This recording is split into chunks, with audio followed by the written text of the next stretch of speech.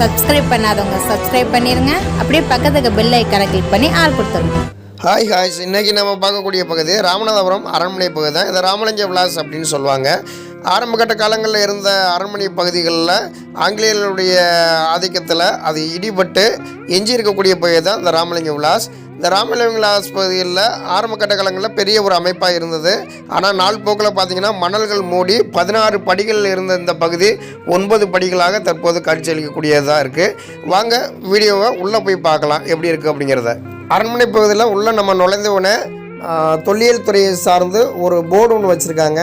அதில் ராமலிங்க விலாசத்தினுடைய பற்றிய வரலாற்று தகவல்களை பொறித்து அதில் வைக்கப்படக்கூடிய சூழ்நிலையை நம்ம பார்க்க முடியுது. அதே சமயத்தில் சேதுபதி மன்னர்கள் இந்த சேது சீமையை எந்தெந்த ஆண்டு காலங்களில் எந்தெந்த மன்னர்கள்லாம் ஆட்சி புரிஞ்சிருக்காங்க அப்படிங்கிற பதிவேடுகளும் ஒரு சின்ன போர்டு அளவில் அடித்து அதையும் நம்ம வச்சுருக்காங்க.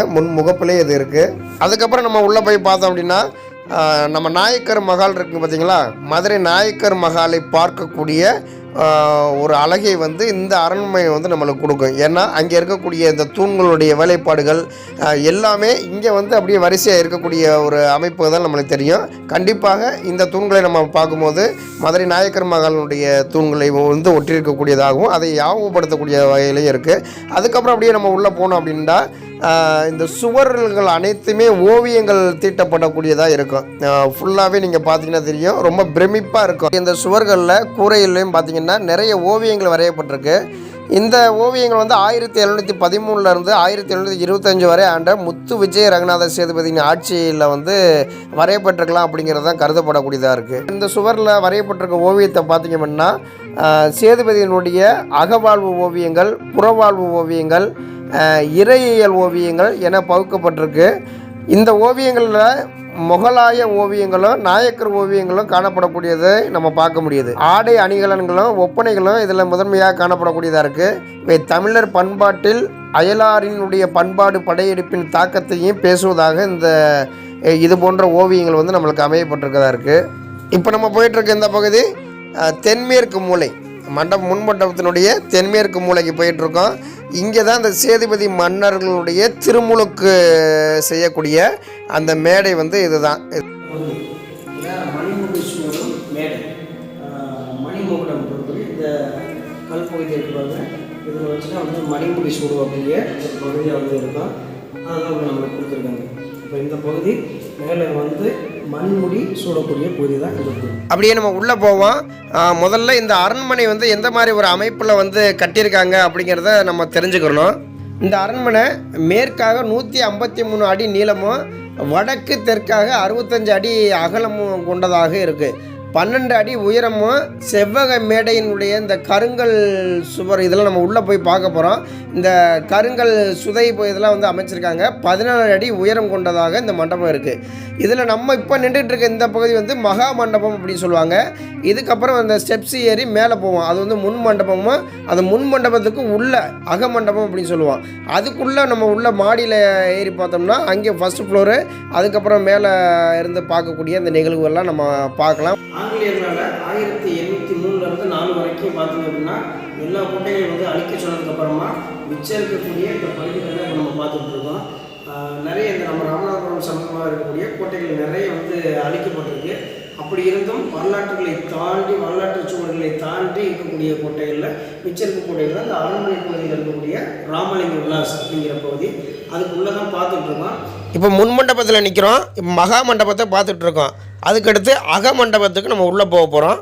இதை நம்ம உள்ள தொடர்ச்சியாக பார்க்கலாம். அரண்மனைக்கு உள்ளே நம்ம போகிறோம். இப்போ நம்ம வெளிப்பகுதியெல்லாம் அதில் சுற்றி பார்த்தாச்சு. உள்ளே எப்படி இருக்குது அப்படிங்கிறதையும் நம்ம பார்க்கலாம்.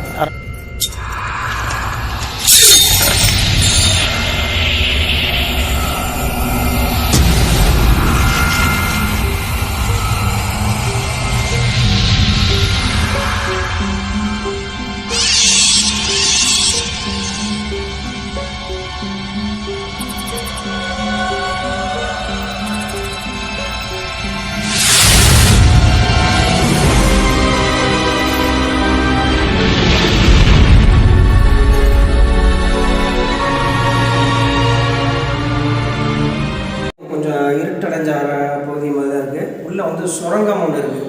அந்த சுரங்கத்தை வேலி மாதிரி போட்டு அடைச்சி வச்சுருக்காங்க. அதை நம்ம உள்ளே பார்க்கலாம். உங்களுக்கு முடிஞ்ச அளவுக்கு அதை நம்ம உள்ளே காட்டுறோம்.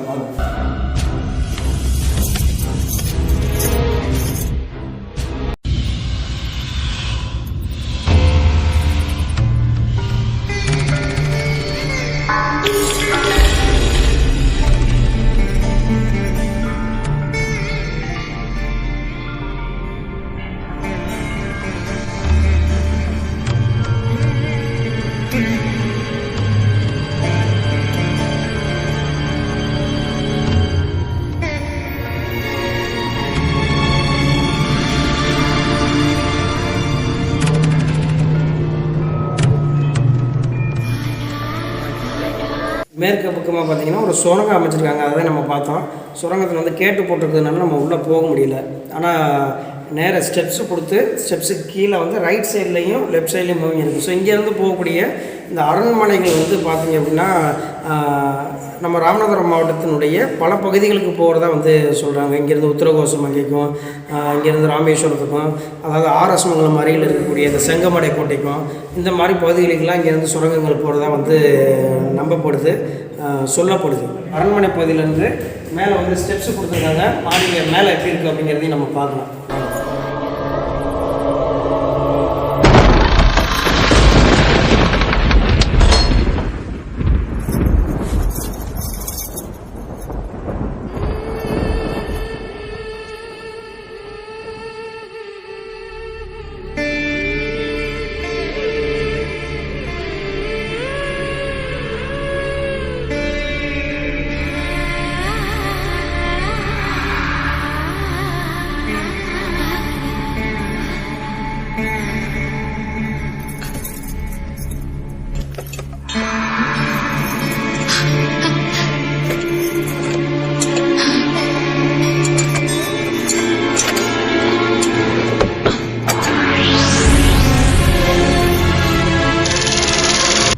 கருவறை பகுதியிலிருந்து வடகிழக்கு பகுதியில் முதல் தளத்திற்கு போவதற்கான வழிகளை வந்து அமைச்சிருக்காங்க.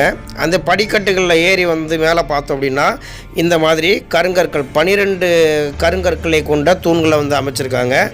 அது மட்டும் இல்லாமல் இந்த இடத்துல தான் வீரபாண்டிய கட்டபொம்மனுக்கும் சாக்சன் துறைக்கும் பெரிய ஒரு விவாதங்களே நடந்து இங்கேருந்து தான் வந்து வீரபாண்டிய கட்டபொம்மன் தப்பிச்சு கீழே இருக்கக்கூடிய அந்த சுரங்கத்தின் வழியாக மூலக்கொத்தளம் பகுதிக்கு தப்பி சென்று அங்கிருந்து புதுக்கோட்டைக்கு வந்து சென்ற நிகழ்வும் இங்கேருந்து தான் ஆரம்பித்தது.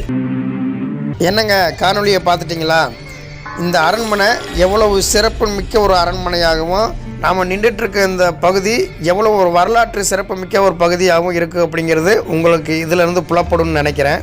வரலாற்று சிறப்பு மிக்க இந்த இடத்துலேருந்து மேல் தளத்திற்கு போகக்கூடிய இந்த படிக்கட்டுகள் அமைச்சிருக்காங்க. இந்த மேல்தளங்களில் ஒரு இருக்கை ஒன்று அமைச்சிருப்பாங்க. அந்த இருக்கையிலேருந்து இந்த நகரினுடைய முழு காணொலியுமே நம்ம பார்க்கக்கூடிய வகையில் அதை அமைச்சிருப்பாங்க. அந்த காலகட்டங்களில் இது அங்கே எங்கேருந்து வந்தாலும் எதிரிகளை வந்தாலும் பார்க்கக்கூடிய ஒரு தகவமைப்போடு அமைச்சிருக்காங்க. தற்போது இந்த மணல் மேடுகள் எல்லாமே மூடி நகரங்கள் வந்து பெரிய அளவில் அந்த மண்மேடுகளால் மூடப்பட்டதால் இது வந்து கொஞ்சம் இப்போ நம்ம பார்க்குறதுக்கு சிரமமாக இருக்குது. அதோடு மட்டும் இல்லாமல் அதிலேருந்து மேல்தளம் அந்த படிக்கட்டுகள் அமைச்சிருக்காங்க. இங்கேருந்து நம்ம பார்க்குறோம், எல்லா காட்சிகளையுமே இங்கேருந்து பார்க்கலாம். இதை சுற்றி நம்ம பார்க்கும் பொழுது சிதைக்கப்பட்ட அரண்மனையினுடைய ஏனைய பகுதிகள் எல்லாமே நம்மளுக்கு கண்ணுக்கு தெரியக்கூடியதாகவே புலப்படக்கூடியதாக தான் இருக்கும். இந்த மேல்தளத்திலேருந்து பார்க்கக்கூடிய இந்த வளாகத்தில் தான் ராமலிங்க விலாசம் நம்ம நிற்கக்கூடிய இந்த பகுதியும், சங்கர விலாசம் அப்படின்னு இருந்திருக்கு, கௌரி விலாசம், அந்தப்புறம், ஆயுத கிடங்கு, சுரங்கப்பாதை, ராஜராஜேஸ்வரி கோயில் இதெல்லாம் உள்ளே இருக்குன்னு, கல்யாண மண்டபம், வசந்த மண்டபம், சரஸ்வதி மகால் போன்ற எல்லா இடங்களுமே இதுக்குள்ளே தான் இருந்திருக்கு. இது எல்லாமே அதிகப்படியான இடங்கள் வந்து சிதைக்கப்பட்டிருக்கு. 1772 ஜூன் 3ஆம் தேதி இந்த கோட்டையை ஆங்கிலேய தளபதி ஜோசப் ஸ்மித் வந்து கைப்பற்றாரு. அதுக்கப்புறமா எதிரிகளிடமிருந்து தன்னை பாதுகாத்து கொள்வதற்காக அந்த மறைவிடமாக இருக்கக்கூடிய கோட்டைகளை எல்லாத்தையுமே வந்து அழிக்கிறதுக்காக தகர்த்தெடுக்கணும் அப்படிங்கிற ஒரு முடிவுக்கு வர்றாங்க. அதனுடைய முடிவின் அடிப்படையில் 1803 804 வரைக்கும் பார்த்திங்கன்னா ராமநாதபுரத்தினுடைய அரண்மனையை சுற்றி இருந்த கற்கோட்டைகளை இடித்து அடிக்கப்பட்ட கோட்டையினுடைய தென்மேற்கு மூலையில் 9 பீரங்கிகள் நிறுத்தப்படும் வகையில் அமைக்கப்பட்ட கொத்தளம் மட்டும் இந்த கோட்டையில் இன்னும் கோட்டையின் எச்சமாக இருக்குது. இந்த மூலக்கொத்தளத்தில் பீரங்கி ஏற்றக்கூடிய வேலையையும் ஆர்எஸ் மங்கலம் அருகில் இருக்கக்கூடிய பெருமாள் மடை அந்த கிராமத்தினுடைய மூதாதை பெருமாள் கொத்தன் அவர்களால் தான் கட்டி முடிக்கப்பட்டு தற்போதும் அவர் நினைவாக நிலைத்து நிற்கிறது. ராமநாதபுரம் மூலக்கொத்தளை பற்றிய தகவல்களை அடுத்த ஒரு பதிவில் பார்க்கலாம். மேல்தளத்தில் உள்ள காட்சிகள்லாம் நம்ம பார்த்தாச்சு. அப்படியே இந்த படிக்கட்டில் இறங்கி கீழே மிச்சம் இருக்கக்கூடிய பகுதிகளை, அதாவது தொல்லியல் சார்ந்த விஷயங்களையும் மன்னர்கள் பயன்படுத்திய ஆயுதங்கள் போன்றதுகள்லாம் நம்ம பார்க்கலாம். இப்போ அரண்மனையினுடைய இந்த உட்பகுதியில் பார்த்தீங்கன்னா இந்த மாதிரி கருந்தூண்கள் வந்து அமைச்சிருக்காங்க. இந்த கருந்தூண்களில் பார்த்தீங்கன்னா இதில் எல்லாமே பார்த்தீங்கன்னா தெரியும். கருந்தூண்களில் நிறைய அவங்களுடைய பேர்கள் வந்து நிறைய பொறிக்கப்பட்டிருக்கு. இவ்வளோ கேவலமான செயல்கள் வந்து எல்லாருமே செஞ்சுருக்காங்க. நிறைய நம்ம பார்த்தீங்கன்னா சுற்றி பார்க்கக்கூடிய இடங்கள்லையும் வரலாற்று சிறப்பு முக்கிய இடங்கள்லையும் வந்து இந்த மாதிரி ஒரு அவலநிலை வந்து தொடர்ச்சியாக காணப்படுது. போய் பேரெழுதி போடுறது, அவங்களுடைய நண்பர்களுடைய பேரெழுதி போடுறது, அவங்களுடைய காதலிகளுடைய நேம் எழுதி போடுறது, இந்த மாதிரி விஷயங்களை வந்து தொடர்ந்து பண்ணிட்டு வர்றாங்க. அவங்க எவ்வளோ கட்டி வரலாற்று சிறப்புமிக்க ஒரு இடமாக வந்து நம்ம பார்த்துக்கிட்டு இருக்கோம். அப்படிப்பட்டதில் வந்து நோகாமல் வந்து அவங்களுடைய பேர் எழுதி வச்சுட்டு பெரிய தியாகத்தை பண்ண மாதிரியும் பெரிய வரலாறு படைச்சது மாதிரி இந்த மாதிரி நேம்களை எழுதி வச்சுட்டு போகிறாங்க. இதை அறவே தவிர்க்கணும். இது முன்னாடியே ஒரு பதிவில் வந்து நம்ம சொல்லியிருக்கோம். திரும்பவும் இந்த இடத்துல நம்ம பார்க்குறதுனால சொல்லிகிட்டு இருக்கோம். இது வந்து விரும்பத்தக்காத ஒரு செயலாகவும் அருவறுப்பத்தக்க ஒரு விஷயமாகவும் நம்ம பார்க்கறது. தூண்கள் எல்லாமே அப்படி தான் பண்ணி வச்சுருக்காங்க. கேவலமான ஒரு விஷயம், வரலாற்றை சிதைக்கக்கூடிய ஒரு நிகழ்வாக இதை நம்ம பார்க்குறோம். கருவறையிலிருந்து முன்மண்டபம் மகா மண்டபத்தில் இருக்கக்கூடிய அந்த தொல்லியல் சார்ந்த நம்ம கருவிகளையும் ஆயுதங்களையும் சிலைகளையும் நம்மளுடைய பார்வைக்காக வச்சுருக்காங்க. அதையும் உங்களுக்கு காட்டுறேன். பயன்படுத்தக்கூடிய பயன்பாட்டில் இருந்த பொருட்கள் எல்லாமே இந்த மாதிரி மரப்பலைகள் எடுத்து அதை வந்து பாதுகாப்பான முறையில் வச்சுருக்காங்க. கத்தி, வளரி, அதுபோக அவர்கள் பயன்படுத்திய வாள், இந்த மாதிரி எல்லாமே வந்து உள்ளே இருக்குது. தொடர்ச்சி அவங்களுக்கு ஒன்று ஒன்றா காட்டுறேன். அது மட்டும் இல்லாமல் இந்த இடத்துல பார்த்தீங்கன்னா இளவட்டக்கல் அப்படின்னு சொல்லுவாங்க. இளவட்டக்கல் இந்த கற்களை தூக்கி தான் ஆன்மான்கள் இப்போல்லாம் நம்ம சாப்பிட்ற சாப்பாடு இதை தூக்க முடியாது. ஆனால் அப்போ வந்து இதெல்லாம் தூக்குனா தான் பெரிய ஆண் வீரன், இதை தூக்குனா தான் வந்து கல்யாணமே பண்ணுவாங்க அப்படிங்கிற சூழ்நிலை இருந்துச்சு. இப்போ நம்ம சாப்பிடக்கூடிய உணவுகளில் ஒவ்வொரு இடத்துகளில் வந்து ஒவ்வொரு வெயிட்டாக இருக்கும் போல. நம்ம இதே கல்லை வந்து நயினார் கோயிலில் இருந்துச்சு, அதை ஓரளவு தூக்க முடிஞ்சது. ரொம்ப வெயிட்டாக இருக்குது. அரண்மனையில் உள்ள இருக்கக்கூடிய இந்த பகுதி ரொம்ப வெயிட்டாக இருக்குது. ஒவ்வொரு இடங்களில் இந்த மாதிரி இருக்கும் போல. அது போக சிற்பங்களாக இருந்தாலும் சரி, சிலைகளை வந்து நிறைய எடுத்து வச்சுருக்காங்க. அதாவது மண்ணிற்கு அடியில் இருந்த சிலைகள்லாம் சிதறமடைந்த சிலைகள், முழு உருவ சிலைகள், இது எல்லாமே உள்ளே இருக்குது. இந்த சிலைகள்லாம் மண்ணுக்கு அடியிலேருந்து எடுத்திருக்காங்க. ஆனால் உடைப்பட்டு இருக்கக்கூடியதாக இருக்குது. சில சிலைகள் இது போன்ற சிலைகள் சாமி சிலைகள், அது மாதிரி அரசர்களுடைய சிலைகள், இதெல்லாம் வந்து பாண்டியருடைய சிலைகளாக இருக்குது. இந்த மாதிரி சிலைகள்லாம் வந்து இங்கே தொல்லியல் துறை சார்ந்து பாதுகாத்து வர்றாங்க. அது மட்டும் இல்லாமல் வரக்கூடிய பார்வையாளர்களுக்கு இங்கே சரியான முறையில் அமைச்சு வச்சுருக்காங்க. அரண்மனையுடைய இந்த இரு புறங்களையும் வந்து சேதுபதி மன்னர்களுடைய படங்கள், அப்போ இருக்கக்கூடிய ஓவியங்களில் வந்து வச்சுருக்காங்க. இங்கே சேதுபதியினுடைய ஃபோட்டோஸ்லாம் நிறைய இருக்குங்க.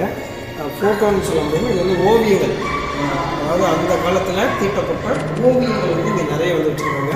அதில் ரொம்ப முக்கியமான இடம் இருக்கக்கூடியது முத்துராமலிங்க சேதுபதியினுடைய அந்த ஓவியங்கள் வந்து அதிகமாக வந்து இடம் பிடிச்சிருக்கு. அதுபோக துப்பாக்கி, அந்த காலத்தில் பயன்படுத்திய துப்பாக்கி, வாள், களரி, அதுபோக இந்த போருக்கு பயன்படுத்திக்கக்கூடிய ஆயுதங்கள், இது எல்லாமே வந்து உள்ள வச்சுருக்காங்க. இந்த இடத்துல பார்த்திங்கன்னா பீரங்கி, தெரியும், பீரங்கிகள்லாம் இந்த இடத்துல வந்து அடுக்கி வச்சுருக்காங்க. இந்த பீரங்கி இதில் வந்து நம்மளுக்கு குண்டுகளை வந்து பாயக்கூடிய காரணமாக இருக்கும். இந்த சைடில் அரண்மனையை கட்டுறதுக்கு ஷேக் அப்துல் காதர் அப்படின்னு சொல்லக்கூடிய மன்னர் சீதாக்காரி வந்து பொருட்செலவுகள் வந்து கொடுத்துருக்காங்க அப்படிங்கிற விஷயத்த இங்கே ஒரு கல்வெட்டு, தொல்லியல் துறை சார்ந்த கல்வெட்டுகளில் நம்ம பார்க்க முடியதாக இருக்குது. இது ஒரு புதுமையான விஷயமாக தான் இருக்குது. ஏன்னா இந்த கிழவன் சேதுபதியினுடைய ஆட்சி காலத்தில் வள்ளல் சீதாக்காதியும் சேதுபதி மன்னர்களும் எப்படி நட்புறவாக இருந்தாங்க அப்படிங்கிற விஷயங்கள்லாம் வந்து நம்மளுக்கு தெரியும். ஏன் அப்படின்னா ராமேஸ்வரத்தை கட்டக்கூடிய அந்த முக்கியமான விஷயங்களை வந்து கிழவன் சேதுபதிக்கு மிகப்பெரிய பங்கு இருக்குது. அப்படிப்பட்ட சூழ்நிலை அங்கே இருக்க, அதாவது வாலி நோக்கத்தில் எடுக்கப்படக்கூடிய, அங்கேருந்து தான் கல் வெட்டி எடுக்கிறாங்க. அந்த வாலி நோக்கத்தில் வெட்டி எடுக்கப்பட்ட கற்களை மிந்திருது. அப்போ அந்த மிஞ்சிய பகுதிகளை என்ன செய்கிறாங்க அப்படின்னா கீழக்கரையினுடைய பகுதிகளில் தான் வந்து பள்ளிவாசல் கட்டுறதுக்காக ரெடி பண்ணுறாங்க. ஸோ அந்த சமயத்தில் பார்த்திங்கன்னா இந்து மன்னர், இஸ்லாமிய அமைச்சரவையில் இருக்கக்கூடிய வள்ளல் சீதாக்காதி இவங்கெல்லாம் வந்து ஒரு நட்புணர்வோடு செயல்பட்டுருக்காங்க. ஜாதி மதம் வேறுபாடு இல்லாமல் இங்கே பழகியிருக்காங்க அப்படிங்கிற விஷயத்தையும் பார்க்க முடியுது. அப்படிப்பட்ட ஒரு சூழ்நிலை தான் இங்கே நம்ம வந்து பார்க்குறோம். எப்படி பார்க்கணும்னா இந்த அரண்மனையில் கட்டுறதுக்கு வள்ளல் சீதாக்காதி வந்து நிதி அளிச்சிருக்காங்க அப்படிங்கிற விஷயத்தையும் தொல்லியல் துறை சார்ந்து பதிவிட்டிருக்காங்க. மீண்டும் அடுத்த ஒரு வரலாற்று சிறப்புமிக்க பதிவில் சந்திப்போம். நன்றி.